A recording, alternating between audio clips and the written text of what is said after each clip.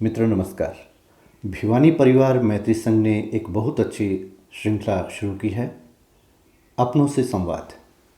जी हाँ, अपनों से संवाद एक ऐसी श्रृंखला है जिसमें आप अपनों से यानी कि अपने परिवार से, मैत्री परिवार से, इस संसार से एक संवाद स्थापित करते हैं।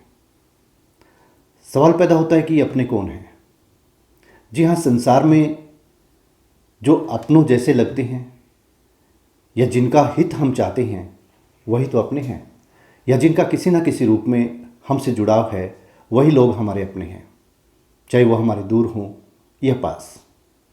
भिवानी परिवार मैत्री संघ से मेरे जुड़ाव की भी एक ऐसी ही कहानी है। हम दूर थे। इसके अध्यक्ष राजेश चेतन जी दिल्ली में सक्रिय थे, लेकिन भिवानी के लोगों के बारे में भी वो ध्यान रखते थे। मेरी एक पुस्तक आई, उपन्यास खोया हुआ विश्वास।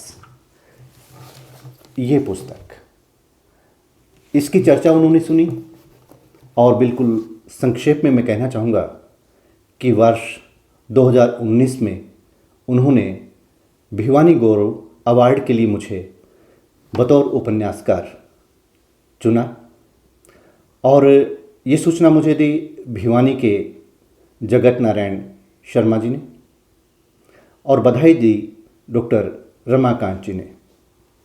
और इस तरह से मुझे पता चला कि व्यक्ति एक पुस्तक के माध्यम से जो संवाद स्थापित करता है वो बहुत दूर तक जाता है, अपनों तक उसकी आवाज़ पहुंचती है और अपने संवाद करने के लिए तैयार होते हैं और संवाद हमें सम्मान दिलाता है।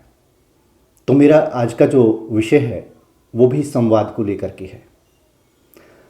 संवाद जिसे डायलॉग भी कहा जाता है, और आपने देखा होगा फिल्मों में यही डायलॉग अर्थात संवाद जब प्रभाव छोड़ता है तो हमें फिल्म की कहानी, फिल्म के पात्र बहुत देर तक याद रहते हैं।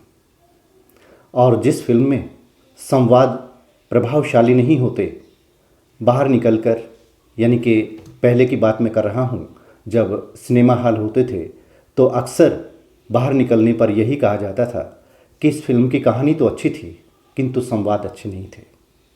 और यदि संवाद अच्छे होते तो कहा जाता कहानी चाहे कितनी भी कमज़ोर रही हो पर संवाद तो बहुत अच्छे थे। तो यही संवाद हमारी ज़िंदगी की कहानी में भी चलते हैं, हमें एक दूसरे के करीब लेके आते हैं, हमें अपनों की पहचान कराते हैं, अपनों से जोड़ते हैं।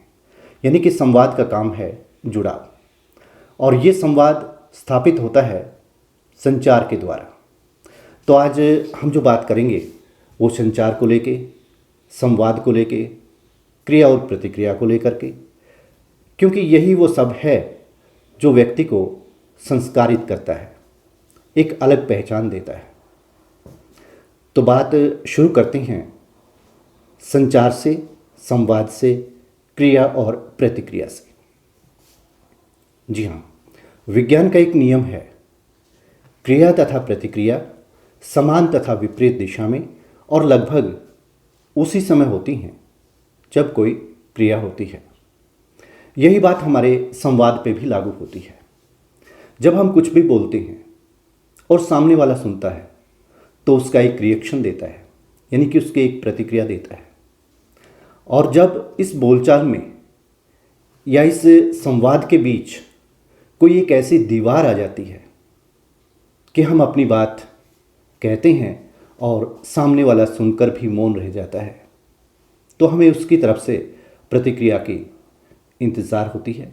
यानी कि हम इंतज़ार करते हैं इस बात का कि सामने वाला क्या कहेगा, या उसने कहा नहीं तो क्यों नहीं कहा।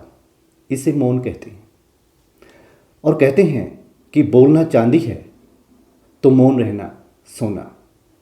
लेकिन संवाद की दृष्टि से यदि मैं देखूं या मैं कहूं तो कह सकता हूं कि जो हम मौन रहते हैं और जिसे सोना बताते हैं वो भी अपने आप में एक संवाद होता है। क्योंकि कई बार क्या होता है कि जब हम सामने वाले को कुछ कहते हैं और ऐसा कुछ कहा जाता है कि उसकी प्रतिक्रिया किसी लड़ाई झगड़े के रूप में हो या बेवजह किसी विवाद को जन्म देने के रूप में हो, तो मौन रह जाना सोने से कम नहीं होता है। और इस संवाद में दो व्यक्ति होते हैं, दो पक्ष होते हैं। एक वो जिसके पास कोई अर्थपूर्ण संदेश होता है और दूसरा वो जो उस अर्थपूर्ण संदेश को ग्रहण करना चाहता है। और इस दृष्टि से यदि हम देखें तो माँ परिवार में एक ऐसा स्रोत है जिसके पास अपनी संतान को देने के लिए बहुत कुछ होता है, और संतान जो सीखने की प्रक्रिया में होती है उसको सीखना चाहती है। एक लंबे समय तक बच्चा माँ का अनुकरण करता है कि वो किस शब्द को किस तरह से बोलती है, क्या बुलवाना चाहती है अपने बच्चे से।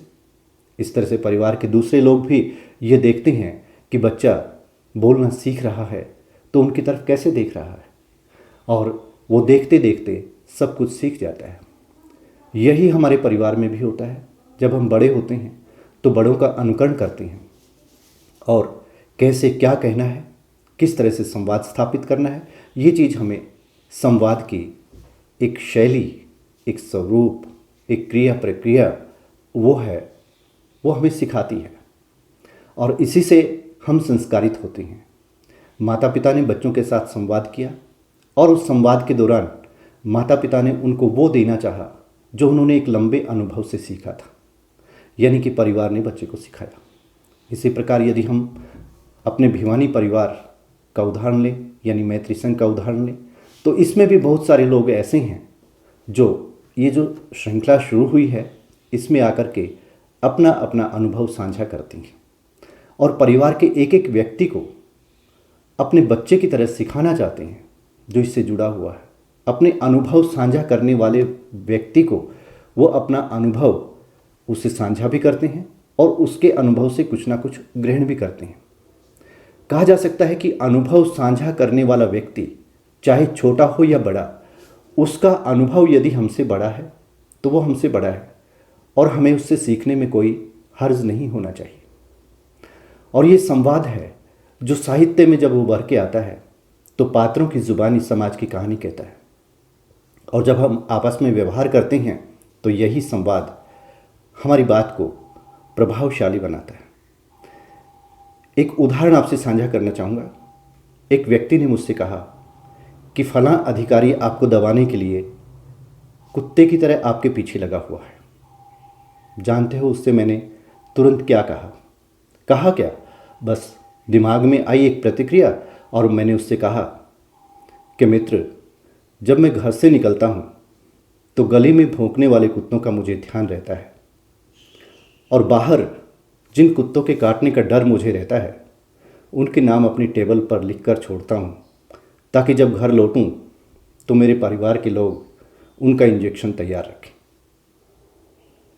मित्र चुप हो गए, बड़ी हैरानी से मेरी तरफ देखने लगे कि ये संवाद कहाँ से आया।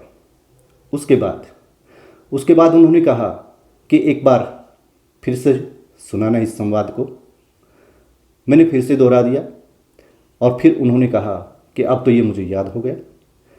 तो कहने का मतलब ये है कि संवाद की एक सबसे बड़ी विशेषता ये है कि वो हमें जोड़ता है, हमारी अभिव्यक्ति को यानी कि बल देता है, और सामने वाला जब उसको सुनता है तो उसके दिमाग पर सीधा प्रभाव डालता है, और ये डालना भी चाहिए। हम सोते जागते उठते बैठते अपने जीवन का 75% हिस्सा संवाद करने में बिताते हैं। आप कहेंगे कि सोते वक्त हम कैसे संवाद करते हैं? तो आपने देखा होगा कि सपनों में जब हम खोए होते हैं तो एक संचार चल रहा होता है हमारे बीच, दिल और दिमाग के बीच विचारों का ये संचार चलता ही रहता है।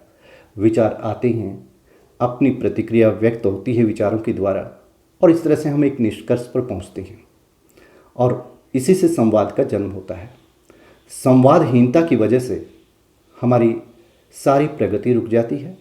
कहने का मतलब ये कि साहित्य हो, शिक्षा हो, जीवन का कोई भी क्षेत्र हो, संस्कार हो, और चाहे हम अपनों से संवाद करें या प्रकृति से संवाद करें, संचार, संवाद, क्रिया और प्रतिक्रिया ये सब आपस में जुड़े हैं और इनमें समन्वय स्थापित होना चाहिए।